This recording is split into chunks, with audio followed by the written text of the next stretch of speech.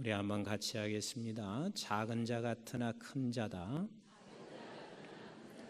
작은 자 같으나 큰 자다. 우리가 성도가 성도를 어떻게 보느냐 하는 거, 이건 굉장히 중요합니다. 이 성도가 성도를 보는 시각과 세상 사람이 세상 사람을 보는 시각은 굉장히 다르게 되어 있습니다. 그런데 교회 안에서도 우리가 얼마든지 저도 그렇고 누구든지 다 이럴 수가 있습니다. 교회 안에서 세상적인 모든 것을 다 갖추고 있는 그 사람을 보면 존경스럽고 또 존경을 받고 있습니다. 그래서 교회 안에서도 여전히 세상의 가치를 가지고 목표를 가지고 살아가야 된다고 생각하고, 우리는 신앙생활을 하면서도 오직 목표가 그 세상 사람들이 가지고 있는 가치를 추구하는 것이 목표가 될 수가 있습니다. 근데 사실은 자칫 잘못하면 성도가 얼마나 귀한 자인지를 놓칠 수 있다는 것이 오늘 본문에서 우리가 반드시 붙잡아야 할 말씀입니다. 우리 한번 우리 옆에 있는 성도들이 얼마나 소중한 존재인지 40절 말씀을 통해서 한번 같이 보겠습니다. 시작. 너희를 영접하는 자는, 너희를 영접하는 자는 곧 누구를 영접하는 거요? 나를 영접하는 거라 그랬습니다. 그래서 우리 좌우에 계신 분이나 앞뒤에 계신 여기에 모든 계신 분들은 만약에 그를 내가 영접했습니다. 그러면 누구를 영접한 거예요? 예수 그리스도를 영접한 거예요. 그럼 예수 그리스도를 영접했다는 말은 우리의 옆에 있는 사람이 세상적 가치 기준으로 평가해서 그를 우리가 밀어내거나 저 사람은 별 볼 일 없는 사람처럼 여긴다는 것이 얼마나 큰 범죄인지 몰라요. 그 사람이 세상 것을 가지고 있던, 아무리 세상 것이 아무것도 없던, 세상에서는 별 볼 일 없는 사람 같을지라도 내 곁에 있는 성도는 누구냐면 예수 그리스도와 같은 신분의 자리로 우리를 세운 자들이에요. 그래서 너희를 영접하는 자는 나를 영접한다는 말이 우리 옆에 있는 성도들이 다 예수 그리스도의 신분의 자리로 우리를 만들어 놓으신 너무 귀한 분들이에요. 너무 소중한 분들이에요. 자, 조금 더 읽어보겠습니다. 시작. 나를 영접하는 자는 나를 보내신 이를 영접하는 것이니라 그랬습니다. 그렇습니다. 내 곁에 있는 우리 사랑하는 모든 성도들을 영접하고 환대하는 것은 예수 그리스도를 환대하는 것이니, 그렇다면 저와 여러분들은 그리스도의 신분의 자리에 있는 사람이라는 것을 주님은 말씀해 주시고 계신 거예요. 자, 우리가 가끔 이런 질문을 던지잖아요. 하나님이 능력도 많으시고 하나님 못하실 일 없는데 굳이 예수 그리스도 하나님의 아들 되신 분이 십자가에 꼭 달려서 그렇게 죽어야 하는가? 이런 질문도 있고 그런 생각을 할 때가 있어요, 없어요? 많이들 하고 있습니다. 그러면 우리는 이렇게 생각합니다. 예수 그리스도께서 우리를 위하여 십자가에 죽으셨다 하는 것은 우리의 죄와 사망에서 우리를 건져냈다는 이 정도만 생각할 때가 많이 있습니다. 아니요, 그 정도로 하실 것 같으면 굳이 예수 그리스도가 아닐 수도 있다는 것을 우리는 생각할 수가 있습니다. 왜냐하면 예수 그리스도 하나님의 아들이 우리를 위해서 죽으셨다는 말은 죄와 사망에서 건지기도 하셨지만 예수 그리스도 하나님의 아들의 그 신분의 자리로 우리를 올려놓기 위해서는 누가 죽으셔야 되냐면 그 하나님의 아들 되신 예수가 죽으셔야만 했습니다. 이해가 가시나요? 그러니까 단순하게 우리를 죄와 사망에서 건지는 정도가 아니라 죄와 사망에서 건짐을 받은 성도된 자는 예수 그리스도의 신분으로 우리를 만드셨단 말이에요. 그래서 요한복음 17장 21절에 이렇게 말씀하시고 계세요. 시작. 아버지여, 아버지께서 내 안에, 내가 아버지 안에 있는 것 같이 그들도 다 하나가 되어 우리 안에 있게 하사 세상으로 아버지께서 나를 보내신 것을 믿게 하옵소서 그랬습니다. 우리 주님이 말씀하시고 계십니다. 내가 아버지 안에 있는 것 같이 너도 내 안에 있다. 이 말은 결국은 우리를 예수님의 신분의 자리로 우리를 옮겨 놓으신 분이 내 옆에 있는 성도요, 여기에 지금 앉아 계신 모든 분들이란 말이에요. 이거 믿으시나요? 이거 믿으시나요? 이렇게 소중한, 이렇게 존귀한 자들인데 우리는 세상적 가치로 저 사람을 판단하고 저 사람을 우리가 세상적 가치로 존중할 사람, 존중하지 아니할 사람으로 그렇게 우리가 판단 내려서 우리는 그렇게 존귀한 하나님의 백성 예수 그리스도를 영접하는 것과 동일한 그 일을 우리는 행하지 않고 있을 때가 한두 번이 아닙니다. 우리 베드로전서 2장 9절도 늘 말씀드리고 함께 읽은 말씀이지만 우리 한번 같이 또 읽어봐요. 시작. 그러나 너희는 택하신 족속이요, 뭐예요?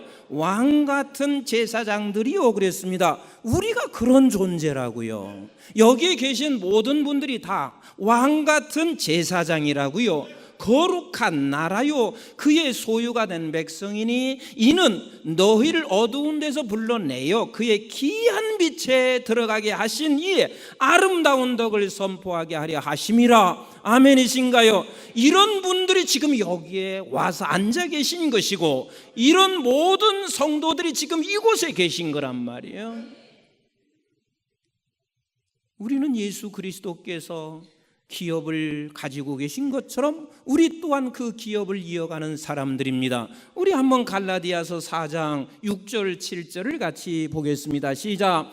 너희가 아들임으로 하나님이 그 아들의 영을 우리 마음 가운데 보내사 아빠 아버지라 부르게 하셨나니, 예수 그리스도께서 우리 하나님을 아버지라 부르시는 것처럼 우리도 신분적으로는 거기에 세워서 우리를 하나님을 아빠 아버지라 부르게 하신 백성들이 지금 이곳에 앉아 있습니다.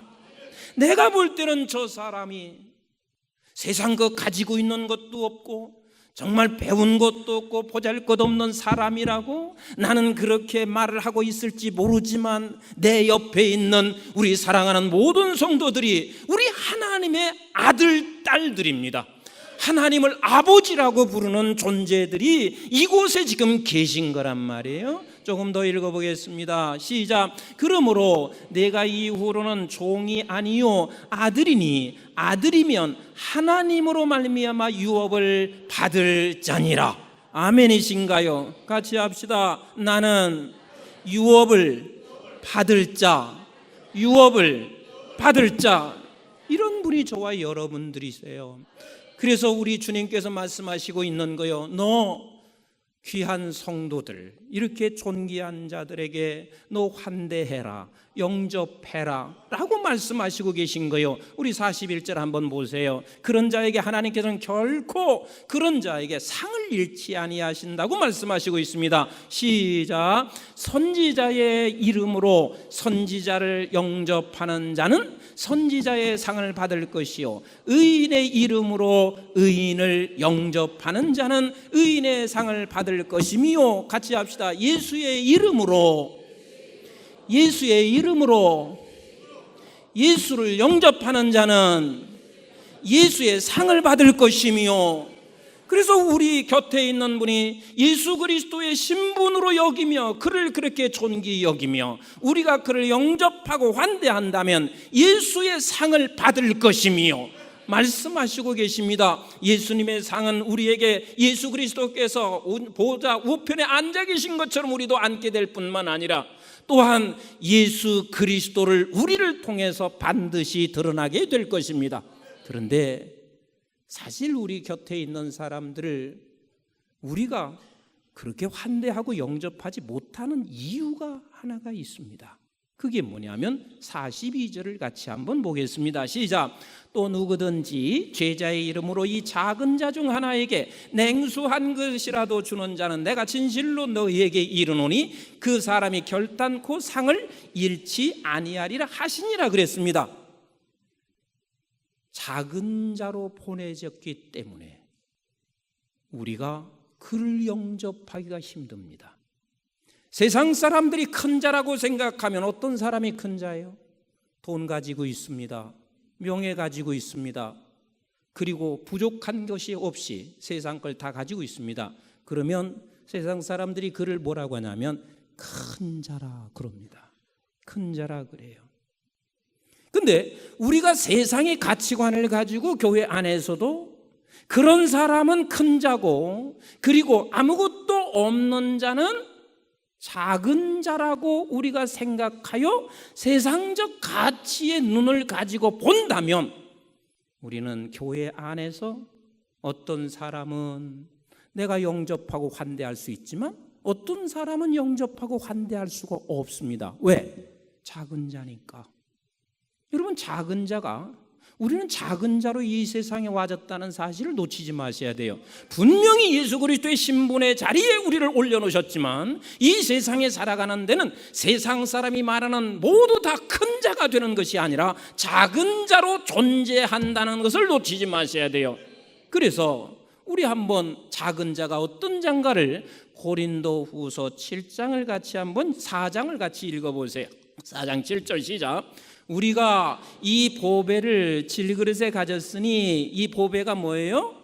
예수 그리스도를 질그릇에, 그러니까 겉보기에는 아무것도 보잘것없는 이런 작은 자예요. 작은 자예요. 그러나 사실은 우리 안에 질그릇 안에 보배를 가진 자니 사실은 큰 자예요. 큰 자인데 세상 사람들도 그거 몰라요. 그러나 성도는 알 수가 있어요. 우리가 지금 아무것도 보잘것없는 질그릇을 가지고 있는 자지만 그러나 내 안에 예수가 있는 이 보배를 가진 자입니다. 자, 계속 읽어보겠습니다. 가졌으니 시작. 이는 심히 큰 능력은 하나님께 있고 우리에게 있지 아니함을 알게 하려 함이라. 우리가 사방으로 우겨쌈을 당하여도 쌓이지 아니하며 답답한 일을 당하여도 낙심하지 아니한다 그랬습니다. 이 작은 자가 뭐냐면 예수 믿어도 사방으로 우겨쌈을 당하고 있습니다. 그리고 답답한 일이 우리에게 반드시 있을 수가 있습니다. 이렇게 우리는 이 세상 안에서 작은 자로 언제든지 존재할 수 있지만 그러나 내가 낙심하지 않습니다. 왜냐하면 우리는 작은 자 같으나 큰 자이기 때문에 그렇거든요. 조금 더 읽어보겠습니다. 9절 시작. 박해를 받아도 버림받지 아니하며, 그래요, 우리는 박해받는 작은 자예요. 큰 자들은 박해받는다고 생각하지 않아요. 박해를 받는 작은 데지만 우리는 버림받지 아니하며 작은 자로 우리는 거꾸로 뜨림을 당하여도 결코 망하지 아니하는 큰 자로 우리가 존재하고 있는 사람이 여기에 계신 저와 여러분들이라고요. 자, 10절 시작. 우리가 항상 예수의 죽음을 뭐요? 예수의 죽음을 몸에 짊어졌습니다. 죽는 것은 작은 자인 거요. 그러나 우리는 예수의 죽음을 몸에 짊어지면 시작. 예수의 생명이 또한 우리 몸에 나타나게 하려 함이니라. 그래서 작은 자 같지만 우리는 큰 자요. 내가 죽음을 짊어지고 가는 것 같지만 그러나 이 안에서 생명이 드러나고 있는 큰 자란 말이에요. 자, 11절 보겠습니다. 시작. 우리 살아있는 자가 항상 예수를 위하여 죽음에 넘겨지는 건 작은 자입니다. 그러나 우리는 큰 자요. 시작. 예수의 생명이 또한 우리 죽을 육체에 나타내게 하려 함이니라. 자, 12절 시작. 그런즉 사망은 우리 안에 역사합니다. 그래서 예수 믿는다고 해도 안 죽는 사람이 없어요. 다 죽습니다. 그래서 사망을 내가 안에 역사하고 있다는 이야기는 작은 자요. 그러나 우리는 큰 자입니다. 왜? 사망이 우리 안에 역사하지만 생명은 너희 안에 역사하는 큰 자란 말이에요. 그래서 우리는 세상의 가치로 우리 성도를 바라볼 때는 세상처럼 큰 자라고 생각하는 세상적 큰 자를 생각하고 저들을 우리는 환대하고 영접할 수 있지만, 우리는 작은 자라 할지라도 우리는 큰 자라는 사실을 알고 있는 한 분 한 분의 성도들에 대하여 우리는 반드시 영접하고 환대하는 것이 마땅한 것을 주님은 말씀하시고 계세요. 이 어떤 한 교회에 출석이 10,000명 정도 되는 교회가 있었습니다. 후임자를 모시는데 이 후임자 목사님이 에레미야 스피크라고 하는 목사님이셨습니다. 그래서 후임 되시는 목사님이 첫 이제 부임해서 설교하게 되는데, 이 목사님께서 어떻게 하고 교회를 방문하게 됐냐면, 아주 남루한 거지의 옷을 입고 행색이 정말 거지처럼 그렇게 해서 교회를 첫 부임 설교를 하러 오게 되면서 그 수많은 10,000명의 성도들에게 구걸을 시작했습니다. 나에게 조금만 도움을 달라. 그런데 놀랍게 3명만, 목사님이 만난 수많은 사람 중에서 3명만 이 거지 목사님에게 몇 푼의 돈을 주었습니다.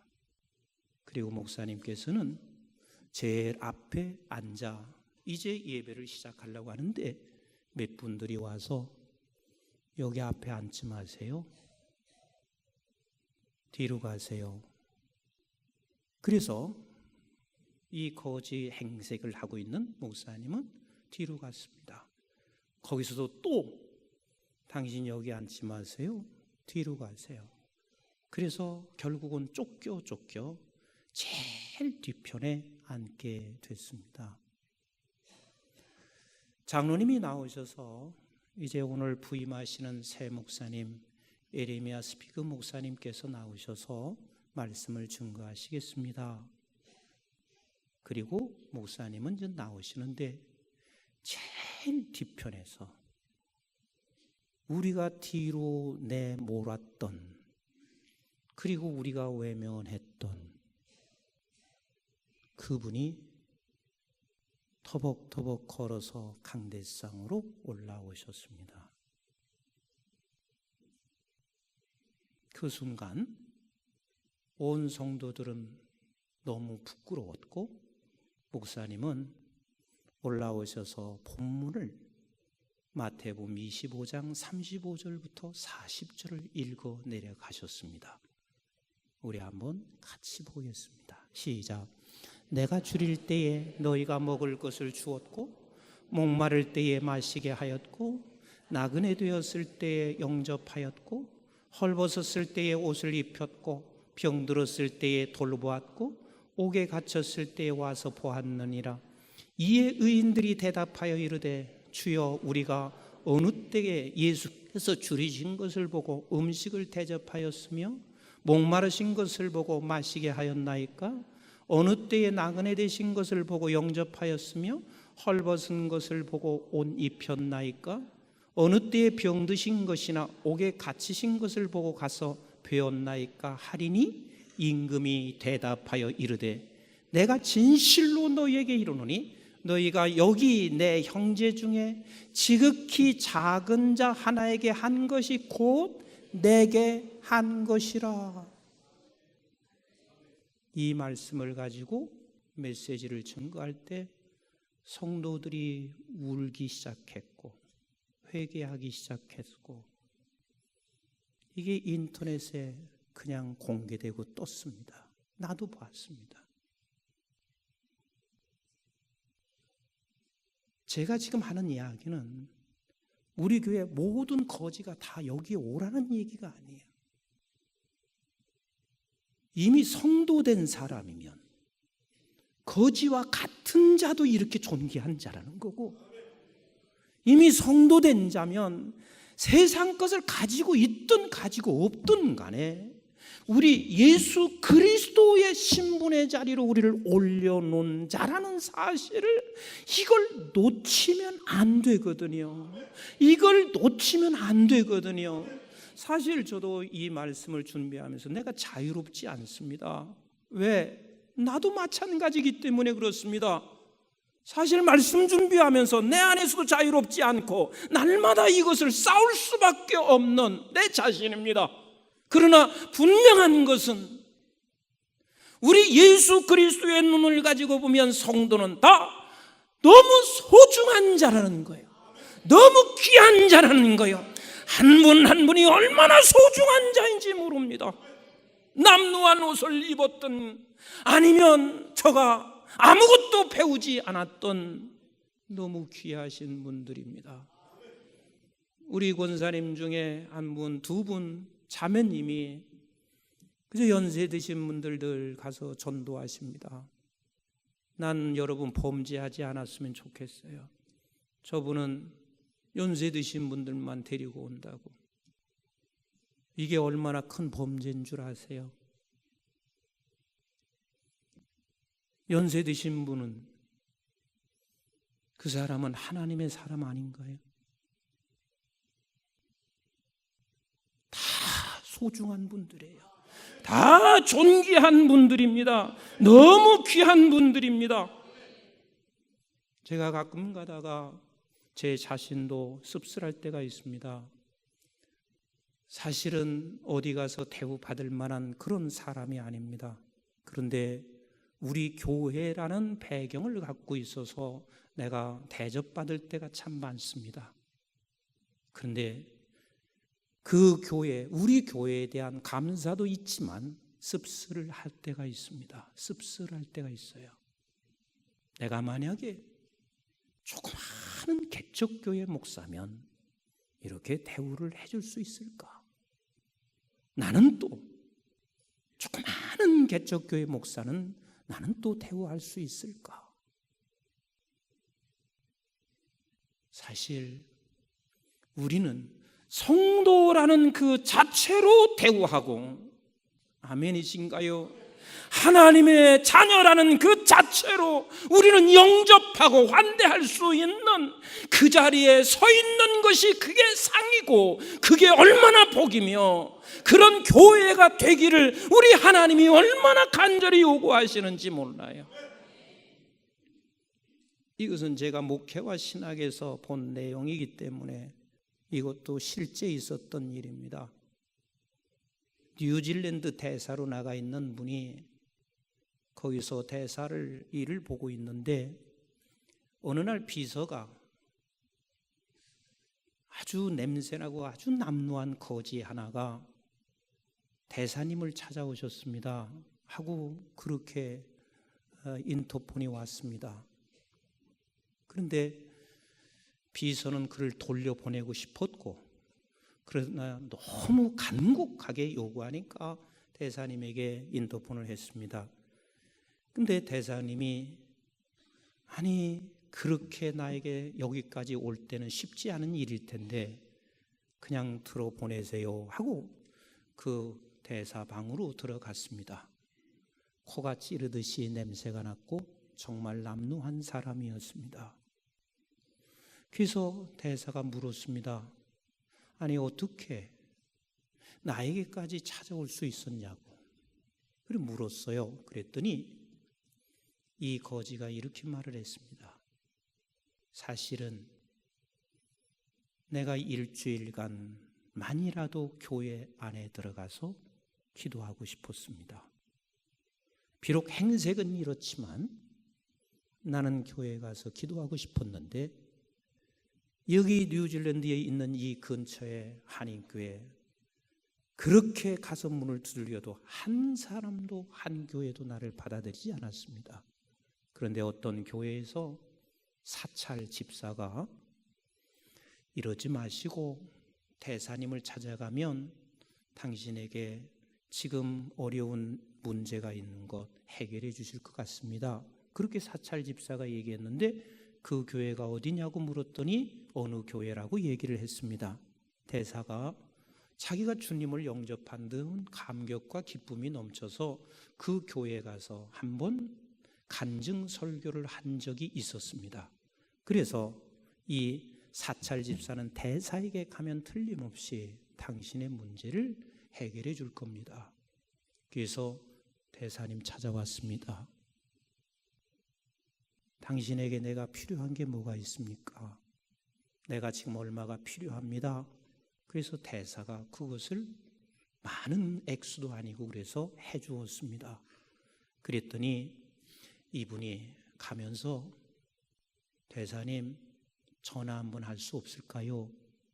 그래 전화 쓰시라고 자기 집무실에 자기는 일어나고 거기서 전화를 할 수 있게 했습니다.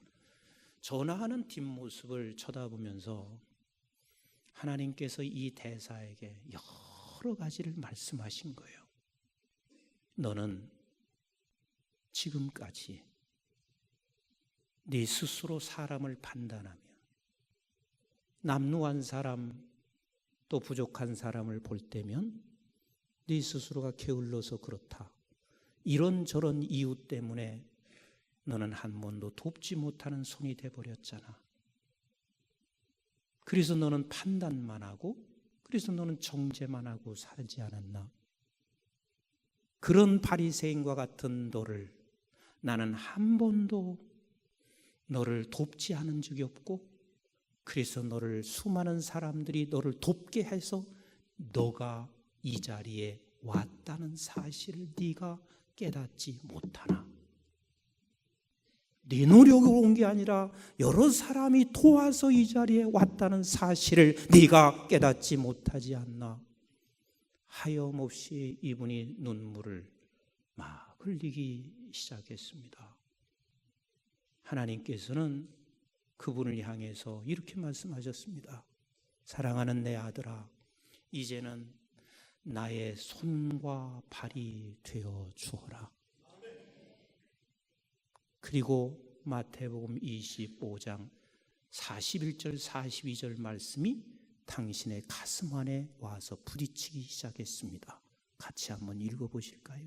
시작.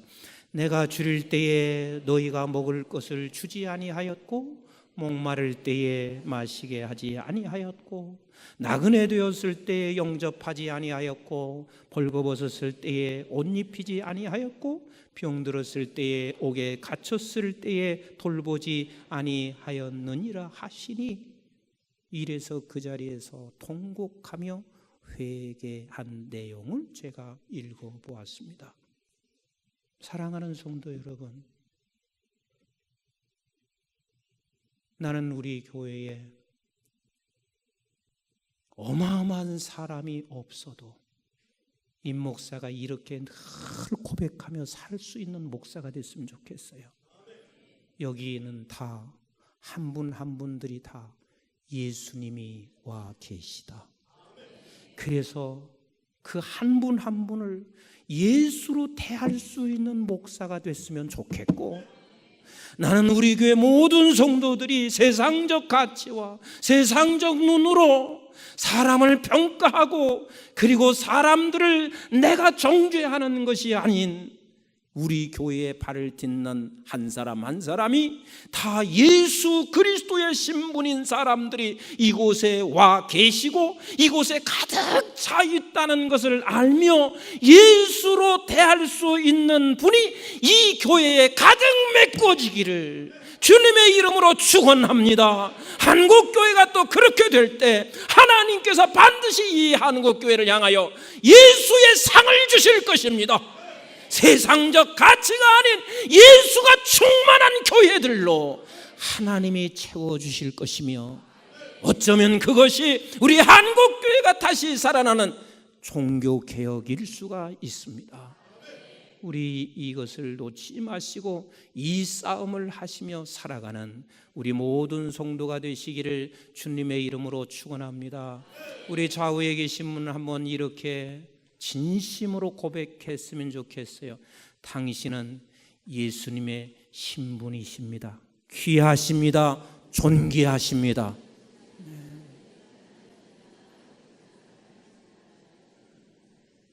기도하겠습니다.